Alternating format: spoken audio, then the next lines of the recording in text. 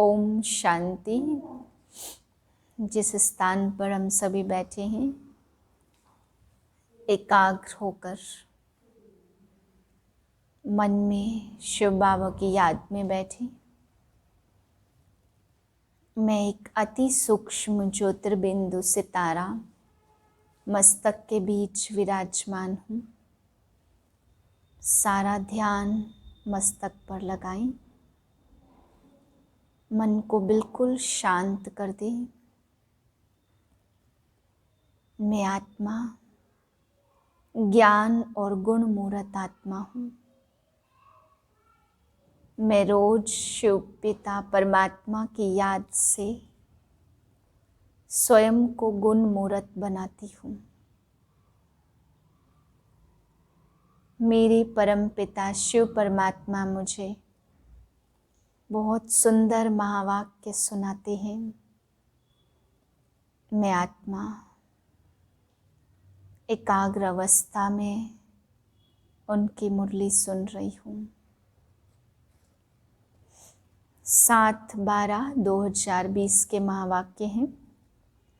आज बाबा कह रहे कि बच्चे, तुम्हें सिकिलधे बहुत ही समय से तुम मिले हो, इसलिए तुम्हें सिख से बहुत प्यार करता हूँ। फिर बाबा कहते कि बच्चे, तुम्हें इस समय केवल एक ड्रामा की नॉलेज है जो तुम्हें एक रस बना सकती है। कुछ भी हो, निंदा स्तुति, किसी भी प्रकार की स्थिति परिस्थिति सामने आए, तो बाबा कहते हैं एक ड्रामा का ज्ञान ही तुम्हें पक्का मजबूत बना सकता है। फिर बाबा ने पूछा कि रूहानी बाप तुम्हें पढ़ाते, तो रूहानी बाप का नाम क्या है? बाबा ने बताया शिव बाबा। फिर बाबा समझाते कि बच्चे, तुम्हें सतयुग में जाना है तो सतयुगी दुनिया बहुत सुंदर होगी। ऐसा नहीं कि देवी देवताओं की यादगार यहाँ छोटे छोटे मंदिर बनाते हैं या बड़े मंदिर भी बनते हैं। तो बाबा ने कहा जैसे यहाँ के राष्ट्रपति है या यहाँ के प्रधानमंत्री हैं, वे बड़े बड़े अपने घरों में रहते हैं, बड़ी बड़ी बिल्डिंगें होती हैं, ऐसे बाबा ने कहा कोई देवता ऐसे मंदिरों में ही नहीं रहेंगे। उनके बड़े बड़े मकान, बड़े बड़े महल भी होते हैं, सुंदर सुंदर झरने बहते हैं। बाबा कहते हैं तुम बच्चों को बहुत बहुत खुशी होनी चाहिए कि तुम ऐसी सुंदर दुनिया में जाने वाले हो, सुंदर स्वर्ग में जाने वाले हो। मीठे बच्चे, तुम बहुत समय के बाद फिर से बाप से मिले हो, इसलिए तुम बहुत बहुत सिकिलधे हो। प्रश्न है, अपनी स्थिति को एकरस बनाने का साधन क्या है? उत्तर है, सदा याद रखो जो सेकंड पास हुआ ड्रामा कल्प पहले भी ऐसे ही हुआ था। अभी तो निंदा स्तुति मान अपमान सब सामने आना है, इसलिए अपनी स्थिति को एकरस बनाने के लिए पास्ट का चिंतन मत करो। ओम शांति। रूहानी बच्चों प्रति रूहानी बाप समझा रहे हैं। रूहानी बाप का नाम क्या है? शिव बाबा। वह सब रूहों का बाप है। सब रूहानी बच्चों का नाम क्या है? आत्मा। जीव का नाम पड़ता है, आत्मा का नाम वही रहता। यह भी बच्चे जानते सत्संग ढेर है। यह है सच्चा सच्चा सत्य का संग, जो सत्य बाप राजयोग सिखलाकर हमको सतयुग में ले जाते हैं। ऐसे और कोई भी सत्संग व पाठशाला नहीं हो सकती। यह भी तुम बच्चे जानते हो, सारा सृष्टि चक्र तुम बच्चों की बुद्धि में है। तुम बच्चे ही स्वदर्शन चक्रधारी हो। तो बाप बैठ समझाते यह सृष्टि चक्र कैसे फिरता है। किसको भी समझाओ तो चक्र के सामने खड़ा करो। अब तुम इस तरफ जाएंगे। बाप जीव आत्माओं को कहते हैं अपने को आत्मा समझो। यह नई बात नहीं है, जानते हैं कल्प कल्प सुनते हैं, अब फिर से सुन रहे हैं। तुम्हारी बुद्धि में कोई भी देहधारी बाप टीचर गुरु नहीं है। तुम जानते हो विदेही शिव बाबा हमारा टीचर गुरु है, और कोई भी सत्संग आदि में ऐसी बात नहीं करते होंगे। मधुबन तो यह एक ही है, वो फिर एक मधुबन वृंदावन में दिखाते। वह भक्ति मार्ग में मनुष्यों ने बैठ बनाए हैं। तो प्रैक्टिकल मधुबन तो यह है, तुम्हारी बुद्धि में है हम सतयुग त्रेता से लेकर पुनर्जन्म लेते लेते अभी संगम पर आकर खड़े हुए हैं पुरुषोत्तम बनने के लिए। हमको बाप ने स्मृति दिलाई है 84 जन्म कौन और कैसे लेते, वह भी तुम बच्चे जानते हो। मनुष्य तो सिर्फ कह देते, समझते कुछ भी नहीं है। बाप अच्छी रीति समझाते कि सतयुग में सतो प्रधान आत्माएं थी, शरीर भी सतो प्रधान थे। इस समय तो सतयुग है नहीं, यह है कलयुग। गोल्डन एज में हम थे, फिर चक्र लगाकर पुनर्जन्म लेते लेते हम आयरन एज में आ गए। अभी जाना है अपने घर। तुम बहुत समय बाद मिले हो, स्वदर्शन चक्रधारी तुमको बनाया था। अभी फिर बाप से आकर मिले हो जन्म सिद्ध अधिकार लेने के लिए। बाप यहाँ रियलाइज कराते, इसमें आत्मा के 84 जन्मों की भी रियलाइजेशन आ जाती है। यह सब बाप बैठ समझाते, जैसे 5000 वर्ष पहले भी समझाया था। मनुष्य को देवता या कंगाल को सिरताज बनाने के लिए। तुम समझते हो हमने 84 जन्म लिए हैं, जिन्होंने नहीं लिए हैं वह यहाँ सीखने के लिए आएंगे भी नहीं। कोई थोड़ा समझेंगे, नंबरवार तो होते हैं ना। अपने अपने घर गृहस्थ में रहना है, सब तो यहाँ रह के पढ़ेंगे नहीं। रिफ्रेश होकर वह आएंगे जिनको बहुत अच्छा पद पाना होगा। कम पद वाले जास्ती पुरुषार्थ भी नहीं करेंगे। यह ज्ञान ऐसा है, थोड़ा भी पुरुषार्थ किया तो वह व्यर्थ नहीं जाएगा, सजा खाकर आ जाएंगे। पुरुषार्थ अच्छा करते तो सजा भी कम होती है। याद की यात्रा बिगर विकर्म विनाश नहीं होंगे। यह तो घड़ी घड़ी अपने को याद कराओ। कोई भी मनुष्य मिले तो पहले उनको समझाना है कि अपने को आत्मा समझो। यह नाम तो पीछे शरीर पर मिले हैं, किसको बुलाएंगे शरीर के नाम पर। इस संगम पर ही बेहद का बाप रूहानी बच्चों को बुलाते हैं। तुम कहेंगे रूहानी बाप आया है, बाप कहेंगे रूहानी बच्चे। पहले रूह फिर बच्चों का नाम लेते हैं। रूहानी बच्चों, तुम समझते हो कि रूहानी बाप क्या समझाते हैं। तुम्हारी बुद्धि जानती है शिव बाबा इस समय भागीरथ पर विराजमान है। हमको वही राजयोग सिखा रहे हैं। अभी कोई मनुष्य ऐसे कह न सके कि बाप आते ही हैं संगम युग पर। और कोई मनुष्य मात्र नहीं जिसमें बाप आकर राजयोग सिखाए। यह भी तुम जानते हो, यह शिक्षा कोई इस बाप की नहीं है। इसको तो मालूम भी नहीं था कि कलयुग खत्म हो, सतयुग आना है। इनका अब कोई देहधारी गुरु नहीं है, तो सब मनुष्य मात्र कहेंगे हमारा फलाना गुरु है। फलाना ज्योत ज्योत समाया, सबके देहधारी गुरु हैं। धर्म स्थापक भी देहधारी हैं। यह धर्म किसने स्थापन किया? परमपिता परमात्मा त्रिमूर्ति शिव बाबा ने ब्रह्मा द्वारा स्थापन किया है। इनके शरीर का नाम ब्रह्मा है। क्रिश्चियन लोग कहेंगे क्राइस्ट ने यह धर्म स्थापन किया, वह तो देहधारी है।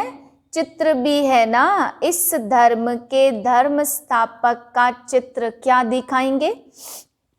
शिव का ही दिखाएंगे ना। शिव के चित्र भी कोई बड़े कोई छोटे बनाते हैं। है तो वह भी बिंदी, नाम रूप भी है परंतु अव्यक्त है। इन आँखों से ही नहीं देख सकते। शिव बाबा तुम बच्चों को राज्य भाग्य देकर गए हैं, तब तो याद करते हैं ना। शिव बाबा कहते, मन मना भव, मुझे एक बाप को याद करो, किसकी भी स्तुति नहीं करनी है। आत्मा की बुद्धि में कोई देह याद न आए, यह अच्छी रीति समझने की बात है। हमको शिव बाबा पढ़ाते हैं तो सारा दिन यह रिपीट करते रहो। शिव भगवानोवाच, पहले पहले तो अल्प ही समझना पड़े, यह पक्का नहीं किया तो बेते बताई तो कुछ भी बुद्धि में बैठेगा नहीं। कोई कह देते यह बात तो राइट है, कोई कहते हम समझने में तो टाइम चाहिए, कोई कहते विचार करेंगे, किस्म किस्म के आते हैं। परमपिता परमात्मा शिव आत्माओं को बैठ पढ़ाते तो विचार चलता है, क्या करे जो मनुष्यों की यह समझ में आ जाए। शिव ही ज्ञान का सागर है। कोई बहुत पढ़ते तो कहा जाता यह विद्वान है। बाप को ज्ञान का सागर अथॉरिटी कहते। जरूर होकर गए हैं, पहले पूछना चाहिए अभी कलयुग है या सतयुग है, पुरानी दुनिया है या नई दुनिया है। यह पुरानी दुनिया, कंगालपना वहाँ होता नहीं है। यह लक्ष्मी नारायण अगर होते तो उन्हों का राज्य होता। मंदिर में मॉडल्स बनाते हैं, सतयुग में तो डरने की भी बात नहीं होती, सदैव फुलवाड़ी रहती। देवी देवता तो बड़े बड़े महलों में रहते होंगे, वहाँ है ही बगीचा, वहाँ तो लकड़ियाँ आदि जलाते नहीं होंगे। लकड़ियों में धुआं होता है ना तो दुख फील होता है। वहाँ हम बहुत थोड़े टुकड़े में रहते, फिर वृद्धि को पाते जाते। बहुत अच्छे अच्छे बगीचे होंगे जो खुशबू आती रहेगी। जंगल होगा ही नहीं, अभी फीलिंग आती है, देखते तो नहीं है।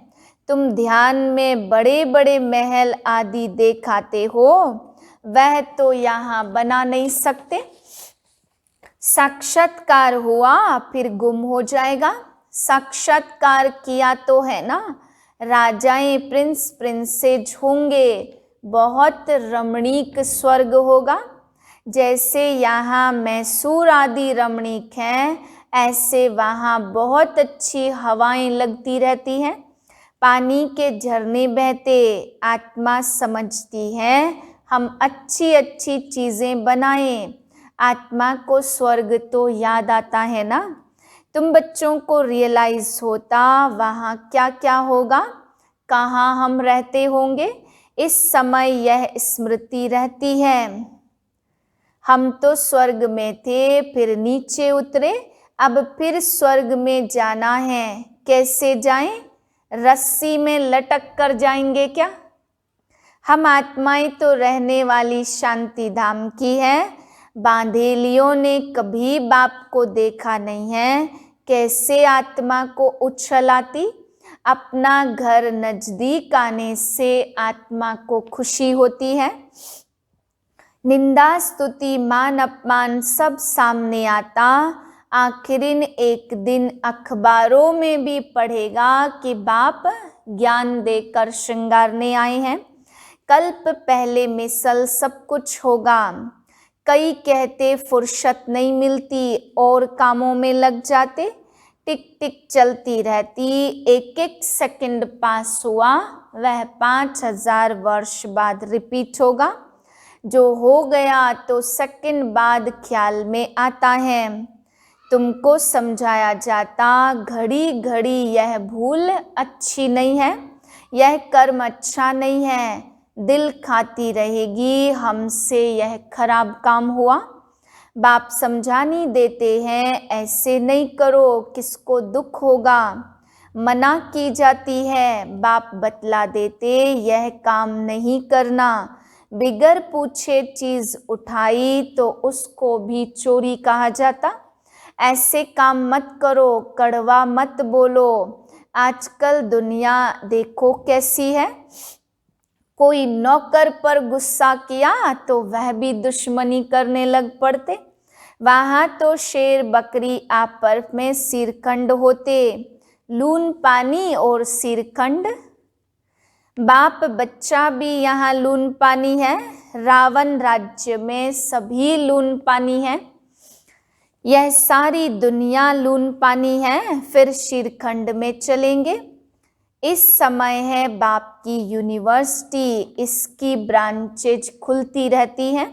खुदा जब आएगा तब उनके खिदमतगार बनेंगे, जिनके द्वारा खुद खुदा राजाई स्थापन करते हैं। तुम समझते हो हम खुदा के खिदमतगार हैं। वह जिस्मानी खिदमत करते और यह फिर रूहानी खिदमत करते। भारत का प्राचीन योग गाया हुआ है, बाप तुम्हें रूहानी सर्विस सिखला रहे हैं। आर्टिफिशियल योग तो बहुत हो गई है, इसलिए बाबा कहते याद की यात्रा कहना ठीक है। शिव बाबा को याद करते करते तुम शिवपुरी में चले जाएंगे। आधा कल्प सतयुग त्रेता, आधा कल्प द्वापर कलयुग। बाप कहते तुमको याद करना है एक बाप को, सर्व का सद्गति दाता, राजयोग सिखलाने वाला एक ही है। इसलिए बाबा ने समझाया शिव की ही जयंती है जो सारी दुनिया को पलटाते हैं। तुम ब्राह्मण जानते हो अभी हम पुरुषोत्तम संगम युग पर हैं। जो ब्राह्मण हैं उनको ही रचयिता और रचना का ज्ञान बुद्धि में है। अच्छा, मीठे मीठे सिकिलधे बच्चों प्रति माता पिता बाप दादा का याद प्यार गुड मॉर्निंग। रूहानी बाप की रूहानी बच्चों को नमस्ते। हम रूहानी बच्चों की रूहानी बाप को नमस्ते।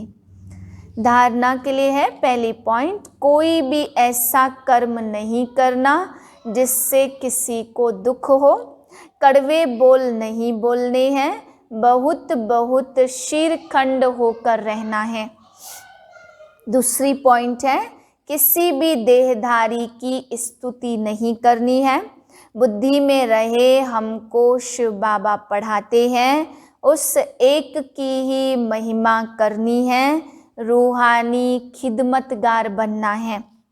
वरदान है सर्व के गुण देखते हुए स्वयं में बाप के गुणों को धारण करने वाले गुण मूर्त भव। संगम युग पर जो बच्चे गुणों की माला धारण करते हैं वही विजय माला में आते हैं। इसलिए होली हंस बन सर्व के गुणों को देखो और एक बाप के गुणों को स्वयं में धारण करो। यह गुणमाला सभी के गले में पड़ी हुई हो। जो जितने बाप के गुण स्वयं में धारण करते उनके गले में उतनी बड़ी माला पड़ती है। गुणमाला को सिमरन करने से स्वयं भी गुणमूर्त बन जाते हैं। इसी की यादगार में देवताओं और शक्तियों के गले में माला दिखाते। स्लोगन है साक्षीपन की स्थिति ही यथार्थ निर्णय का तख्त है। ओम शांति।